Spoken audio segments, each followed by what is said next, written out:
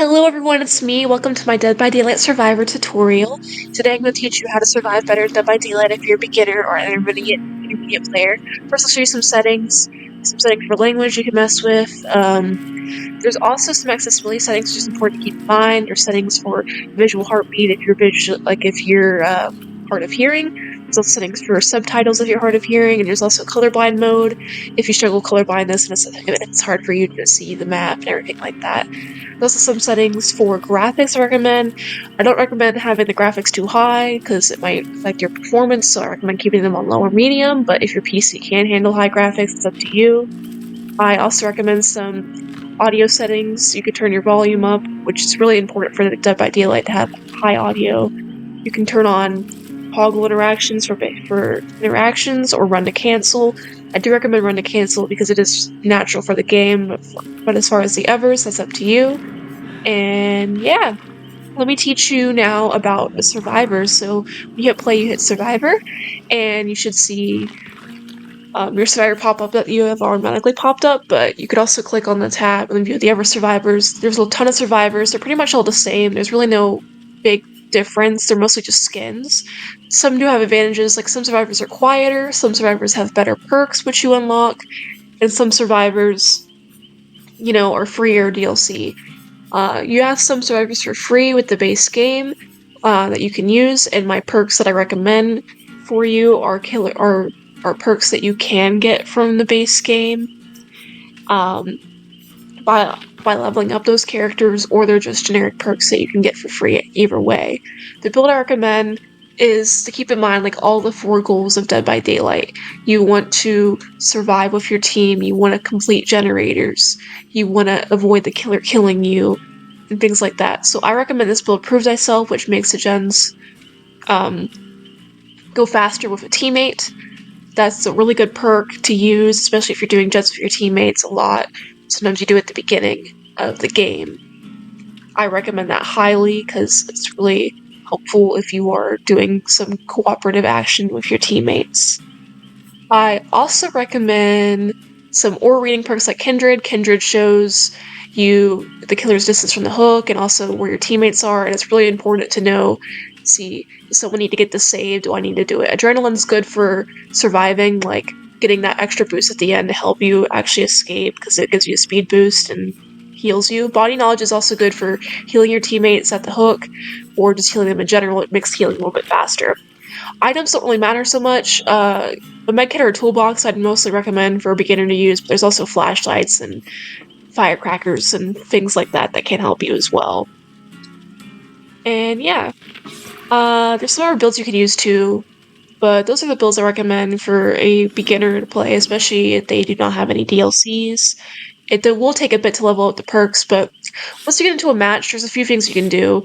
You can change your build up real quick if need to. You can say hello to your teammates, wish them luck. But the most important thing to do when you're loading into a match is make sure you have everything equipped, make sure you have everything you need, but also, once you finally load into a match, you usually have a minute to get everything that you need. But one thing you definitely need to do is there's some offerings offered sometimes, and these can adjust things about the map or anything like that. Take a quick look at the offerings to see what everyone's bringing. Sometimes the killer brings one, sometimes your survivors bring some, sometimes there's none. These are important to know, like what your killer might be up to, and also maybe the conditions in the map. Sometimes a map offering can be brought in to change where you're going and things like that, and that could be an advantage for or disadvantage for either side. That's one thing you have to do when you are loading into a match, is to look at what the offerings are. And another thing to do when you're loading into a match, when you load into a match, you do want to keep in mind, what do you immediately see? What map are you on? Some maps, it'll change how you play. There's also things to keep in mind. Sometimes killers have specific items that they have that are immediately visual once you enter a map sometimes. Like the trapper here in this RPD match, I saw one of his traps and I pointed it out to my teammate, and that's really important to know because it told me instantly who the killer was, who I should look out for. But sometimes you don't have that. Sometimes the killer does have those, but you don't spawn next to a trap or something like that. Another thing you want to do is you want to find a gen instantly. You want to start working on a gen, and you also want to look behind you and around you while you're on a gen. There are some killers that can sneak up on you. There's some killers that are stealthy. So there's some killers that are invisible, like the Wraith. The Wraith is an invisible killer, and he doesn't make that much noise. He does make a little like gargling sound, like. So it's really important to, when you're on a generator, especially the first generator, especially when you don't know what the killer is up to, you want to keep in mind where they might be so you have enough time to run, like I did with this Wraith here, on a different match. And it can be really helpful to look around you. And it's important to look at the little HUD as well next to you with the survivors. You'll see your name, you'll see what the survivors are doing, you can see if they're working on a generator, if they're cleansing a totem, if they're healing, if they're rescuing, if they're running, etc.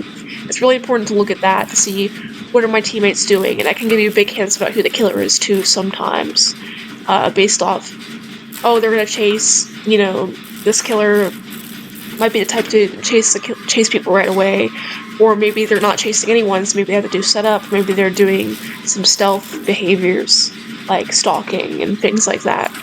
It's so important as well to try to keep up pressure. You want the killer to feel the pressure in the matches. You want to be completing a generator if possible at all times. Everyone should be on a generator, unless they are in chase or on a hook or having to rescue somebody. You want to keep the pressure up as much as possible if you want to complete as many gens as possible as well, so I do recommend usually spreading out on gens. Also, keep in mind, sometimes the killer starts with a chase with you. There's a few things you can do in chase. You can throw a pallet, like I throw here. There's also window vaults. There's a few things to note about pallets. Pallets are useful for creating distance between a killer, but you can also stun a killer with a pallet. You'll see me stun a killer with a pallet here. I'm running him on our PD, and there's this pallet here. It stuns him, so he can't just kick it right away. He gets immobilized, and then he has to kick it still. And it's also really good. There's some pallets that block the killer's path completely, so they have to kick the pallet, and they have to spend that time kicking it instead of going around it, and that can be really helpful for your team. And it's important to keep in mind to look around you and chase, especially against the trapper, because the trapper leaves traps in the ground, and I got caught in the trap right on a pallet. And he gets me here, and this is the first little bit of pressure that he got in this game. And it's actually kind of bad right now, because yes, we got free generators done, but nobody's on a gen right now. My teammate did try to pallet save me, which is something that you can do with pallets. If your teammate is getting picked up, you can throw a pallet down and stun the killer, and it will drop the player. That can be helpful sometimes in games where a player's about to die or anything like that. See, now here I'm on a hook, and the killer's kind of sticking around for now. And everyone's just kind of hanging around the hook. There's like no pressure on the generator side right now, which is pretty bad. The killer sees me getting unhooked and he comes back to chase me. He's chasing me for a bit, and I'm trying to keep in mind, okay, where in the map can I go? There's this gym here with the pallet that I was at earlier that I am able to go across because he didn't break it, and he decides to leave me because someone else gets in a trap. And you can figure that out from the HUD here, and also the fact that the chase music ended. So in the meantime, no one's on gens doing pressure, people are getting down in traps. So for now, I'm just thinking I'm just gonna go and pop 2 gens. Some people more get hooked and stuff like that, but I am popping these generators so we can get out the last 2, and that was really important for my team to do. So once the generators pop, you want to find an exit gate. There's 2 exit gates, and you want to start unlocking them. I go to unlock one, but my teammate is already on one. So in the meantime, I just kind of hang around the gate, and I see that my teammate gets down, and there's a perk called Hex No One Escapes Death that activates. Now, if a killer perk becomes obvious to you, you want to figure out what your killer has and what you can do about it. Now, Hex Noed, which is the short term for it, is a very serious perk. It means that everybody is one hit even if they are fully healed, and that can make escaping for your whole team much harder. It can mean your whole team ends up being down, and you have to decide, am I going to leave my teammates to die because of Noed, or am I going to try to save some of them?